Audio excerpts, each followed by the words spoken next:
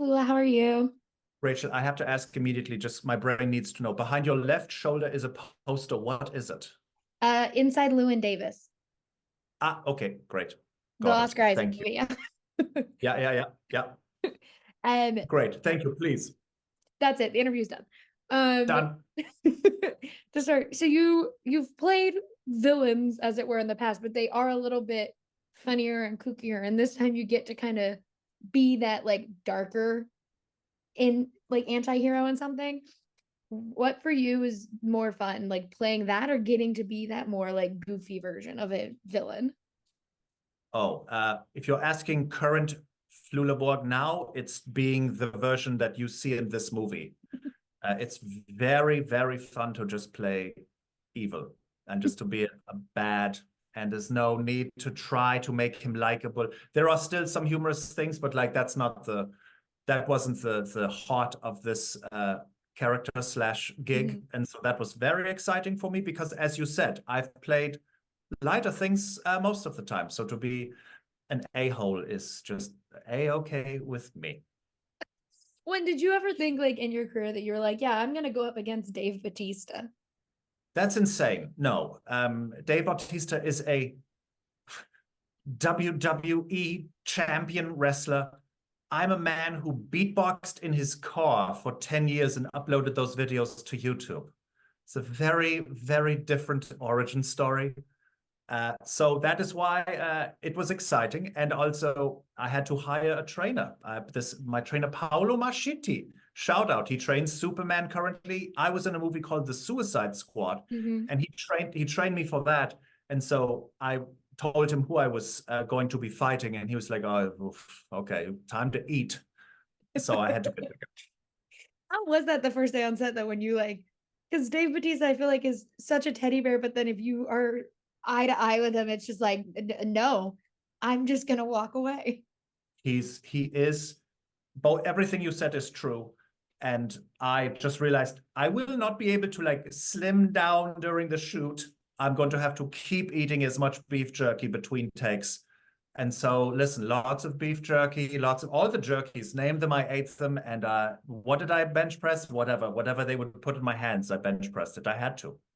When I also this movie and this franchise is fun to me because it's you have Ken Jeong, you have Kristen Schaal, you have these people who are known for being very, very funny people, but they are getting to be more serious in a movie that is kind of outrageous, which I think is a fun combination.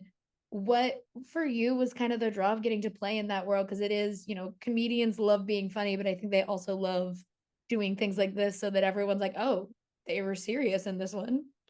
Yeah, it's really fun. I mean, I very much enjoyed that. And I think everybody probably got a kick out of being not semi-serious, serious in moments and funny in others. I'll be honest, I really try to live more in the serious stuff more.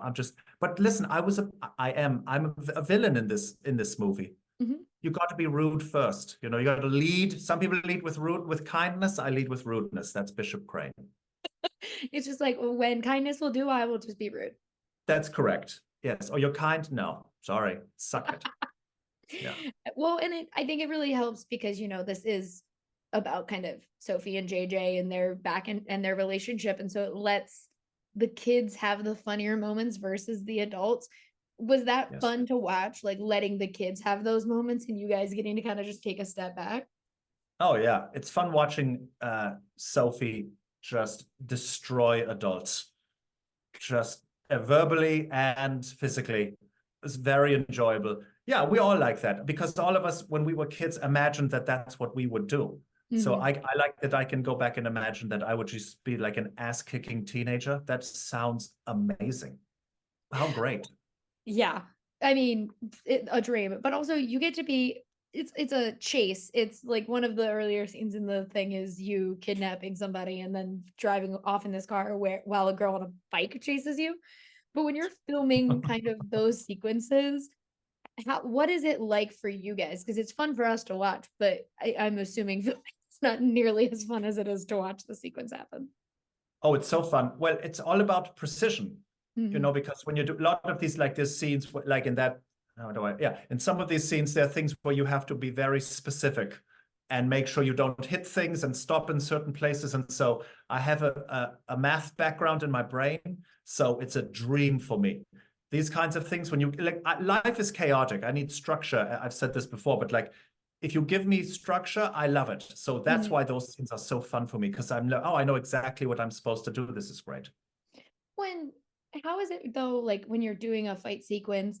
Because it's I always wondered from Dave Bautista, because wrestling, they don't pull punches. Like they have things that they can help each other and protect each other, but they are still getting hit. When Yeah. movies, they're like, don't hit the movie star. So how is it when you guys are like working on sequences and doing stuff together, since he has that background and actors necessarily don't think that same way? Yeah, I mean, it's as you said, it's good because he knows how to make it look very real. Mhm. And everything is about what does the camera see? If you need to do it so the camera thinks the thing is occurring. So that's all we're practicing. There's really no, there are very few times where there is like oops, I stabbed a guy or something, like very rare, because you really are practicing specific things that if you're paying attention a little bit, it won't go wrong. Now, there are some scenes that are, none of the ones we did, I think, are like this. I know there are some scenes with like, there's like 15,000 things that happen all at once, or when there's a one shot, these scenes where they don't cut. That I think is a whole new ball of potatoes. But what we did, everything was safe. No one was harmed. My ego a few times, and that's it.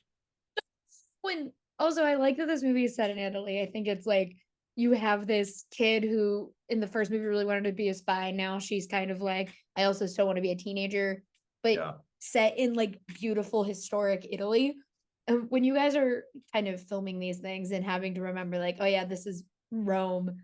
What is it? What is the like disconnect like of like filming action sequences and all these things and then remembering, yeah, this is Italy.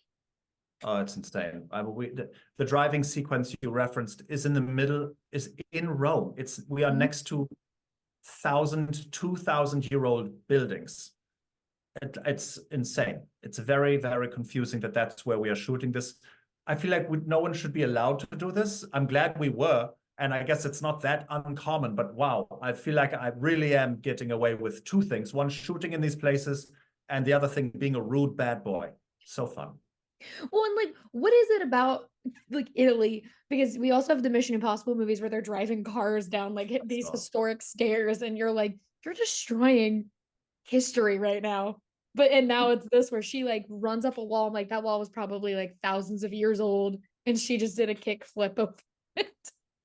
well, I will say we didn't actually destroy or harm actual things. That there were fake. We made fake walls and fake things. We didn't set the Vatican on fire or anything.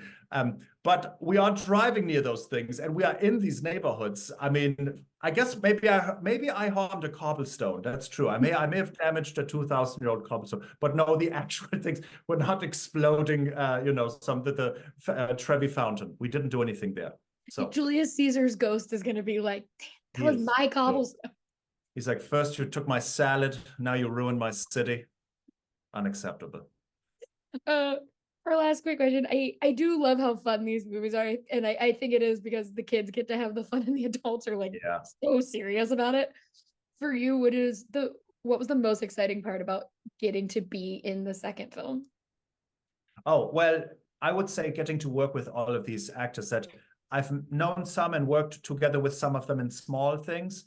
Uh, but to work on this such a large project, so much, the scope is crazy. You saw the movie. There are so many action sequences. We're in all these different locations, different everything. So that was very exciting to me. And then also, listen, the driving. I love the driving. I can't get enough stunt driving. Rachel, let me stunt drive. You sold. I'll write you a Okay. stunt driving movie, and that's all you'll Thank you. do That's literally, that's the only reason you and I are speaking right now. to put the stunt driving into Yes, the universe. yes, yes. Your script. Let's Yep, do this. we're doing it. But thank you so much for talking with me today. I really appreciate it, and I can't wait Thank for you, everyone to Rachel. get to see it. Oh, thanks a lot. I appreciate it. Have a great day. You as well. Bye. Bye.